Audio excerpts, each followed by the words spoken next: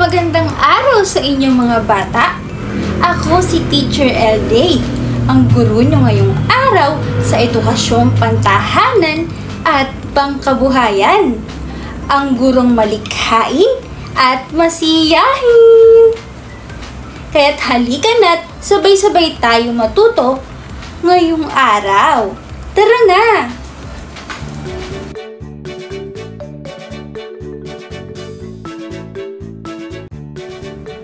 Oras na ng IPP, tayo ay maghanda na.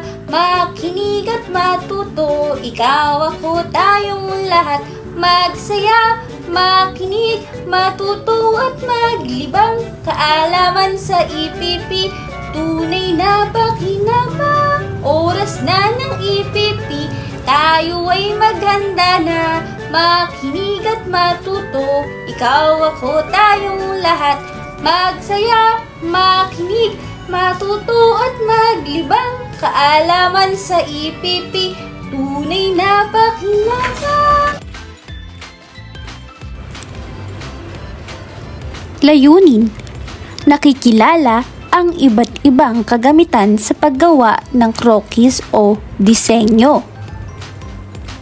Nagagamit ng wasto ang iba't ibang kagamitan sa paggawa ng croquis o disenyo. Napapahalagahan ang tamang kasangkapan sa pagbuo ng croquis o disenyo. Mga bata, bago tayo magsimula sa ating bagong talakayan, ay tayo muna'y magbalik-aral. Ang aking tanong ay, ano ang disenyo? Tama! Magaling! Ang disenyo ay ang pagsaayos ng mga hugis at kulay para makabuo o makagawa ng magandang larawan. Magaling, mga bata! Bago tayo tumungo sa ating panibagong talakayan, ay inihanda ako sa inyong laro.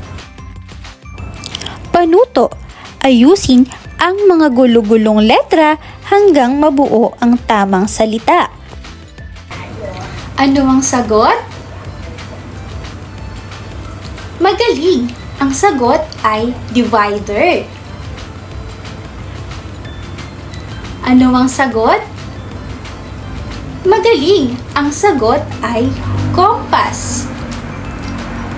Ano ang sagot? Magaling! Ang sagot ay lapis. Ano ang sagot? Magaling! Ang sagot ay trianggulo. Ano ang sagot? Magaling! Ang sagot ay papel. Ano ang sagot? Magaling! Ang sagot ay French curve.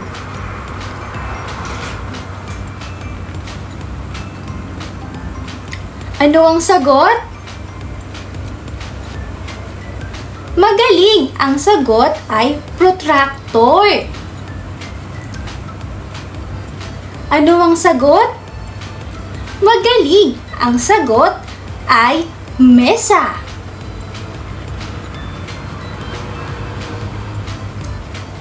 Ano ang sagot? Magaling! Ang sagot ay T-square. Magaling, mga bata! Mahusay! Okay, mga bata! Ngayon naman, atin ng pag-uusapan ang ating panibagong paksa ngayong araw. Makinig ng mabuti! Ang ating pag-aaralan ngayon ay patungkol sa mga kagamitan at kasangkapan sa pagbuo ng disenyo. Ang una ay ang drawing board, papel, T-square, protractor, compass, triangle, divider, lapis, masking tape, at pambura. Una, ang drawing board. Dito inilalapat ang drawing paper.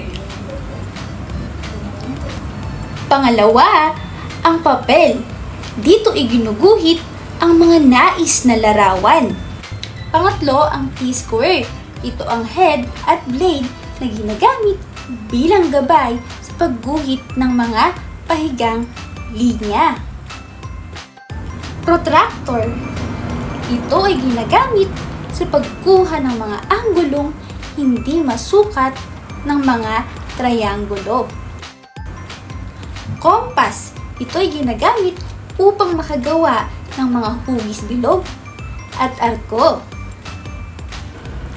Triangle. Ginagamit ito sa paggawa ng anggulong patuyo at palihis na linya. Divider. Ito ay ginagamit sa paglipat ng sukat sa paghahati-hating linya. Lapis. Ito ay may iba't ibang grado, mula 6H na pinakamapusyaw hanggang 8B na pinakamaitim ang sulat. Masking tape. Ginagamit upang madikit ang papel sa drawing board. Pambura. Ito ay ginagamit upang mabura ang mga hindi nais na guhit. Okay mga bata, para matandaan natin ang ating pinag-aralan ngayon, sabay-sabay nating ulitin ang mga kagamitan at kasangkapan sa pagbuo ng disenyo. Una, ang drawing board, papel, T-square, protractor, compass, triangle, divider, lapis, masking tape, at pambura. Magaling mga bata! Para sa mga katanungan, ang unang tanong ay bakit mahalaga na malaman ang mga kagamitan at kasangkapan sa pagbuo ng disenyo? Para sa pangalawang tanong, magbigay ng mga kagamitan at kasangkapan sa pagbuo ng disenyo. Magaling mga bata! Ang inyong mga sagot ay tama! Para sa pangkat ng gawain, pangkat 1, gumuhit ng 2 bulaklak gamit ang kompas. Para sa pangkat 2, gumawa ng drawing gamit ang protractor, gawin ng 45 degree at 100 degree. Para naman sa pangkat 3, gumuhit ng 2 bituin gamit ang triangle. Pagtataya.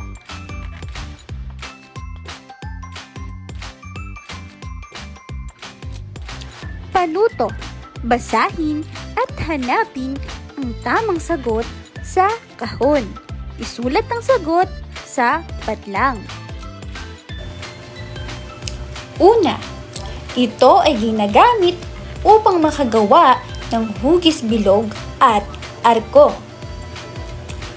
Pangalawa, ginagamit ito sa paggawa ng anggulo, patayo at palihis na linya.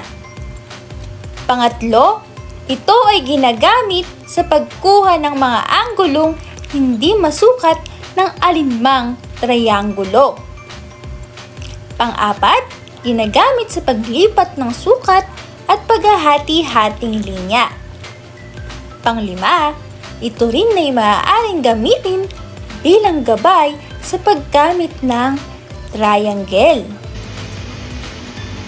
Pang-6, ang pangunahing materyales upang makagawa ng drawing. Pang-7, dito iginuguhit ang mga nais na larawan. Pangatlo, ginagamit ito upang maidikit ang papel sa drawing board. Pang-9, dito inilalapat ang drawing paper. At ang pang-10, gumagamit upang mabura ang mga hindi nais na guhit. Mga sagot.